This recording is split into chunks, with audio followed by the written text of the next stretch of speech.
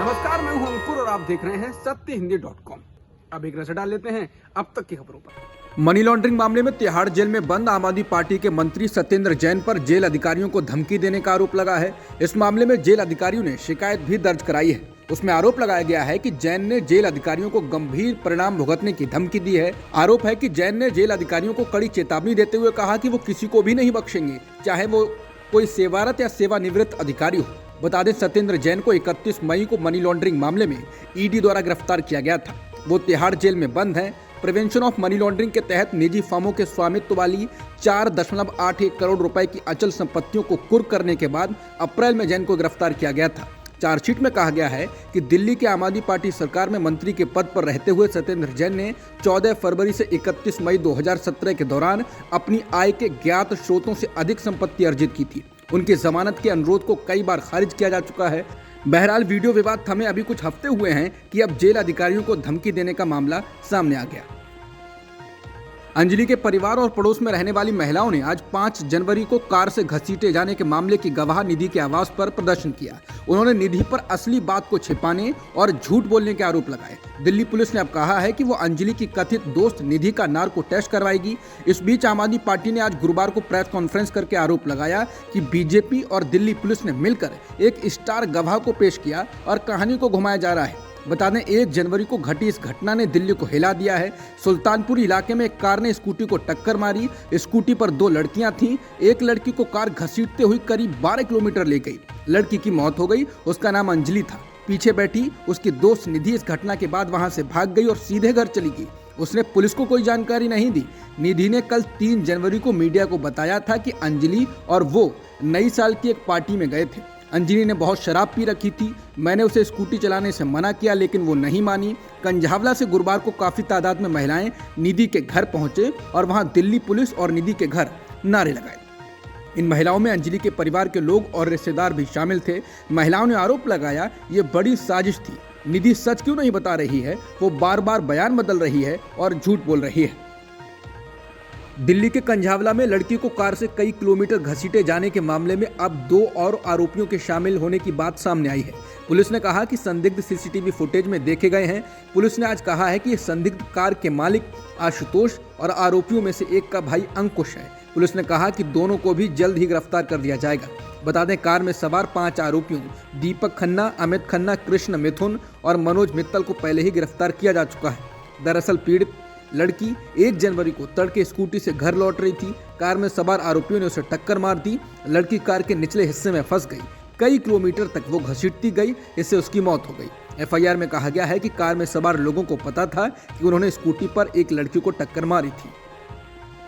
उत्तराखंड के हल्द्वानी में बनभूलपुरा में अतिक्रमण को हटाए जाने के मामले में सुप्रीम कोर्ट ने नैनीताल हाईकोर्ट के आदेश पर स्टे लगा दिया है। इसका सीधा मतलब है कि अतिक्रमण हटाने की कार्रवाई अभी नहीं की जाएगी। सुप्रीम कोर्ट ने कहा कि रातों रात 50,000 लोगों को हटाया नहीं जा सकता है। सुप्रीम कोर्ट ने इसके साथ ही राज्य सरकार और रेलवे को नोटिस भी जारी किया है। सुप्रीम कोर्ट की जस्टिस एस.के. कौल और जस्टिस ए.एस. ओका की बेंच ने इस मामले में दायर याचिकाओं पर सुनवाई की। अब इस मामले में अगली सुनवाई 7 फरवरी को होगी। सुप्रीम कोर्ट के आदेश से बनभूलपुरा के लोगों को फौरी तौर पर राहत जरूर मिली है। अदालत का फैसला आने के बाद हल्द्वानी में प्रदर्शन कर रहे लोगों ने खुशी मनाई। याचिकाकर्ताओं के वकील और पूर्व विदेश मंत्री सलमान खुर्शीद ने कहा कि सुप्रीम कोर्ट ने कहा है कि इस मामले में मानवीय पक्ष को देखा जाए और अगर रेलवे को जगह की जरूरत है तो उसे भी तय किया जाए। खुर्शीद ने कहा कि जो लोग यहाँ पर रह रहे हैं उनके लिए भी पुनर्वास की कोई योजना लेकर आने के लिए शीर्ष अदालत ने कहा है। बता दें, नैनीताल हाईकोर्ट ने आदेश दिया था कि बनभूलपुरा इलाके की गफूर बस्ती, ढोलक बस्ती व इंदिरा कॉलोनी में रेलवे की 28 एकड़ जमीन से अतिक्रमण हटाया जाए। अतिक्रमण की जद में 4,365 मकान आ रहे हैं। इस संभावित कार्रवाई से प्रभावित होने वाले लोगों की संख्या लगभग 40 से 50,000 है। अफगानिस्तान में तालिबान के द्वारा महिलाओं पर पढ़ने लिखने की पाबंदी लगाने को लेकर गीतकार जावेद अख्तर ने मुस्लिम विद्वानों की चुप्पी पर सवाल उठाए हैं। जावेद अख्तर ने ट्वीट कर कहा कि तालिबान ने महिलाओं और लड़की के स्कूल कॉलेज में पढ़ने लिखने और उनके काम करने पर इस्लाम के नाम पर पाबंदी लगा दी है। इस पर भारत में मुस्लिम पर्सनल लॉ बोर्ड और दूसरे इस्लामिक विद्वानों ने अब तक इसकी निंदा नहीं की है। आखिर ऐसा क्यों? क्या वे तालिबान से सहमत हैं? बता दें, हाल ही में तालिबान ने लड़कियों की उच्च स्तरीय शिक्षा पर भी रोक लगा दी थी। इससे पहले प्राथमिक शिक्षा पर बैन लगाया था। लड़कियां और महिलाएं इसका विरोध कर रही हैं। बता दें, इससे पहले भी तालिबान ने महिला विरोधी कई फैसले किए हैं। उत्तराखंड का मशहूर तीर्थ शहर जोशीमठ धंस रहा है। जोशीमठ में पहाड़ों पर अचानक जमीन का धंसाव शुरू हो गया है। जोशीमठ से आ रही तस्वीरों में साफ दिख रहा है कि कहीं कहीं से पानी का अचानक भयानक रिसाव शुरू हो गया है, तो कहीं जमीन फटने लगी है। जमीन में कई फीट चौड़ी दरारें पड़ गई हैं, मकान की दीवारें फटने लगी हैं। कई जगहों पर कीचड़ और मलबे वाला पानी का बहाव तेज होता जा रहा है। इसके कारण जोशीमठ के बाशिंदों में अपने शहर के अस्तित्व को लेकर आशंकाएं बढ़ गई हैं। हजारों लोगों का इन दिनों एक ही सवाल है, क्या वो आने वाले दिनों में कहां जाएंगे, कहां रहेंगे।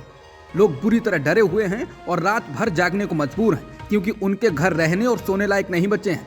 अब तक 590 घरों में दरारें आ गई हैं और इससे 3000 लोग प्रभावित हैं। जोशीमठ बचाओ संघर्ष समिति ने कहा है, अगर समय रहते यहां से प्रभावित लोगों को विस्थापित नहीं किया गया तो बड़े पैमाने पर जनधन की हानि होगी। संघर्ष समिति ने राज्य सरकार से मांग की है कि लोगों को जल्द विस्थापित किया जाए।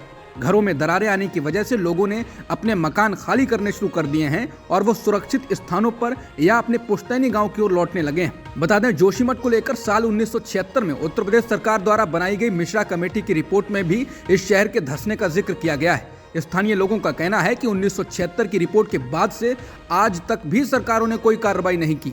लोगों का साफ कहना है कि उनका अस्तित्व खत्म होने के कगार पर आ गया है। जोशीमठ बचाओ संघर्ष समिति के संयोजक अतुल सती ने कहा, अस्पताल, सेना के भवन, मंदिर, सड़कें सब धंस रही हैं। उन्होंने कहा कि एक तरफ तपोवन विष्णुगढ़ परियोजना की एनटीपीसी की सुरंग ने जमीन को खोखला कर दिया है, तो दूसरी ओर बाईपास सड़क के लिए की गई खुदाई ने शहर की नींव हिला दी है। कांग्रेस के द्वारा निकाली जा रही भारत जोड़ो यात्रा को पश्चिमी उत्तर प्रदेश में राष्ट्रीय लोकदल यानी आरएलडी और भारतीय किसान यूनियन यानी बीकेयू का साथ मिला है। आरएलडी के कई वरिष्ठ नेता बुधवार को भारत जोड़ो यात्रा में कांग्रेस के पूर्व अध्यक्ष राहुल गांधी के साथ कदम से कदम मिलाकर चले। कांग्रेस की ओर से भारत जोड़ो यात्रा में शामिल होने के लिए उत्तर प्रदेश के विपक्षी दलों समाजवादी पार्टी, बहुजन समाज पार्टी को भी पत्र लिखा गया था, लेकिन इनके मुखिया अखिलेश यादव और मायावती इस यात्रा में शामिल नहीं हुए। हालांकि दोनों पूर्व मुख्यमंत्रियों ने यात्रा को अपनी शुभकामनाएं दी। हालांकि भारत जोड़ो यात्रा जब बुधवार को आरएलडी के मुखिया जयंत चौधरी के गृह जिले बागपत में पहुंची, तो यहां आरएलडी के वरिष्ठ नेताओं ने यात्रा का जोरदार स्वागत किया। यात्रा को शामली जिले से आगे बढ़ते हुए हरियाणा में प्रवेश करना है। उसके बाद यात्रा पंजाब से होते हुए कश्मीर जाएगी, जहां इस यात्रा का समापन होना है। पश्चिम बंगाल की मुख्यमंत्री ममता बनर्जी ने वंदे भारत एक्सप्रेस पर पथराव की घटनाओं को फर्जी खबर बताया और ऐसी फर्जी खबर फैलाने वालों पर निशाना साधा। बता दें, हाल ही में वंदे भारत एक्सप्रेस पर पथराव की 2 घटनाएं सामने आई थी। पूर्वी रेलवे ने कहा था कि जांच से पता चला है कि एक घटना बिहार में और दूसरी पश्चिम बंगाल में हुई। इन पथराव की घटनाओं के बाद बीजेपी और तृणमूल कांग्रेस के बीच सियासी घमासान शुरू हो गया है। इस बीच ममता बनर्जी ने संवाददाताओं से कहा, मैं आपको बताना चाहती हूँ कि बहुत सारे टीवी चैनलों ने 3 दिनों तक बंगाल को बदनाम किया है। जिन्होंने बदनाम किया और फर्जी खबरें दिखाई और लोगों को फर्जी जानकारी दी और बंगाल को बदनाम किया, उनके खिलाफ कानून अपना काम करेगा। ये बंगाल में नहीं हुआ है, ये बिहार में हुआ है। बिहार के लोगों को शिकायत हो सकती है। ममता ने कहा कि अगर उन्हें कोई शिकायत भी है और उन्होंने कुछ किया भी है, तब भी आप बिहार का अपमान नहीं कर सकते। उन्हें भी इन सेवाओं को पाने का अधिकार है और सिर्फ इसलिए कि बीजेपी सत्ता में नहीं है, उन्हें वंचित नहीं किया जा सकता। सीएम बनर्जी ने कहा कि वंदे भारत एक्सप्रेस को बहुत अधिक महत्व दिया जा रहा है। ये एक नई ट्रेन है, जिसे हम कहते हैं कि इंजन के बिना सिर्फ एक पेंट की गई नई ट्रेन है। यहाँ से बहुत सारी पुरानी ट्रेनों के रेक वापस ले लिए गए हैं। ममता ने कहा कि मैं अपने कार्यकाल के दौरान कम से कम 100 नई ट्रेनें देती थी। 11 वर्षों में हमें एक भी ट्रेन नहीं मिली और ये सिर्फ एक ट्रेन है। जिन्होंने ऐसा किया है और जिन्होंने केवल बंगाल को बदनाम किया है, मैं उसकी निंदा करती हूँ और हम इन फर्जी खबरों को देखेंगे। केंद्रीय गृह मंत्री अमित शाह ने त्रिपुरा में एक रैली के दौरान भी अयोध्या के राम मंदिर का जिक्र किया। शाह ने कहा कि 1 जनवरी 2024 तक अयोध्या में राम मंदिर तैयार हो जाएगा। उन्होंने कांग्रेस पर निशाना साधते हुए कहा कि आजादी के बाद से ही कांग्रेस राम मंदिर के मुद्दे को कोर्ट में घसीट रही थी। कांग्रेसी इसे कोर्ट के अंदर उलझा रहे थे। Session court, high court, supreme court, फिर सेशन कोर्ट। मोदी जी आए, एक दिन सुबह सुप्रीम कोर्ट का फैसला आया और मोदी जी ने रामलला के मंदिर का भूमि पूजन कर मंदिर निर्माण शुरू कर दिया। बता दें, त्रिपुरा में चुनाव होने वाले हैं, उससे पहले प्रदेश में अलग अलग मुद्दों का जिक्र किया जा रहा है। एयर इंडिया की यूएस इंडिया फ्लाइट में गंदी और घटिया हरकत करने वाला शख्स मुंबई का बिजनेसमैन है। दिल्ली पुलिस ने आरोपी की पहचान शेखर मिश्रा के रूप में की है। उसके खिलाफ एफआईआर दर्ज की गई है। एयर इंडिया ने उस पर 30 दिनों तक अपनी फ्लाइट पर रोक लगा दी है। दिल्ली पुलिस ने आरोप लगाया है कि एयर इंडिया ने आरोपी और शिकायतकर्ता के बारे में पूरी जानकारी नहीं दी। एयर इंडिया ने दिल्ली पुलिस को सिर्फ उनके नाम बताए थे। इसके बाद पुलिस ने पूरी पड़ताल की। टाइम्स ऑफ इंडिया की एक रिपोर्ट के मुताबिक मुंबई के व्यवसायी शेखर मिश्रा के रूप में पहचाने गए आरोपी को दिल्ली पुलिस ने 26 नवंबर को न्यूयॉर्क से दिल्ली जाने वाली एयर इंडिया की फ्लाइट में गंदी हरकत करने और अपने बगल में बैठी बुजुर्ग महिला यात्री पर पेशाब करने के लिए आरोपित किया है। टाइम्स ऑफ इंडिया ने सूत्रों के हवाले से कहा कि दिल्ली पुलिस उस बिजनेसमैन की गिरफ्तारी के लिए मुंबई जा सकती है। दिल्ली पुलिस और सुरक्षा अधिकारी से सूचना छुपाने के लिए पुलिस एयर इंडिया के खिलाफ भी कार्रवाई शुरू करेगी। एयर इंडिया के विमान में फिर एक शराब पिए हुए व्यक्ति के द्वारा सहयात्री पर पेशाब करने की घटना सामने आई। न्यूज एजेंसी पीटीआई के मुताबिक पेरिस से दिल्ली आ रहे विमान में शख्स ने महिला यात्री के कम्बल में पेशाब कर दी। इस मामले में एयर इंडिया के अधिकारियों ने बताया कि पुरुष यात्री के खिलाफ कोई कार्रवाई नहीं की गई क्योंकि उसने लिखित माफी मांग ली है। वहीं एयर इंडिया की 2 अलग अलग फ्लाइट में नशे में धुत होकर 2 व्यक्तियों के महिला सहयात्रियों पर पेशाब करने के मामले को लेकर aviation authority directorate general of civil aviation ने एयरलाइन को फटकार लगाई। डीजीसीए ने एयर इंडिया से कहा कि एयरलाइन जिस तरह से इन मामलों से निपट रहा है वो प्रोफेशनल तरीका नहीं है। पठान फिल्म का प्रमोशन करने पर अहमदाबाद में बजरंग दल के कार्यकर्ताओं ने एक मॉल में बुधवार को तोड़फोड़ की। बजरंग दल के कार्यकर्ताओं ने फिल्म के पोस्टर फाड़ दिए और नारेबाजी की। शाहरुख खान और अभिनेत्री दीपिका पादुकोण की प्रमुख भूमिका वाली ये फिल्म 25 जनवरी को रिलीज होने वाली है। फिल्म पठान को लेकर विरोध लगातार बढ़ता जा रहा है। इसके एक गाने बेशर्म रंग में अभिनेत्री दीपिका पादुकोण के द्वारा पहने गए कपड़ों को लेकर दक्षिणपंथी और हिंदुत्ववादी समूहों ने फिल्म के खिलाफ मोर्चा खोल दिया है और इस फिल्म पर प्रतिबंध लगाने की मांग की है। बजरंग दल के कार्यकर्ताओं ने चेतावनी दी है कि इस फिल्म को थिएटर में न लगाया जाए। बजरंग दल ने कहा कि अगर मूवी रिलीज हुई तो बजरंग दल अपने तेवर दिखाएगा। बता दें, विवाद को देखते हुए सेंसर बोर्ड ने पहले ही पठान फिल्म के निर्माताओं को बेशर्म रंग गाने सहित फिल्म में कुछ बदलाव करने को कहा था।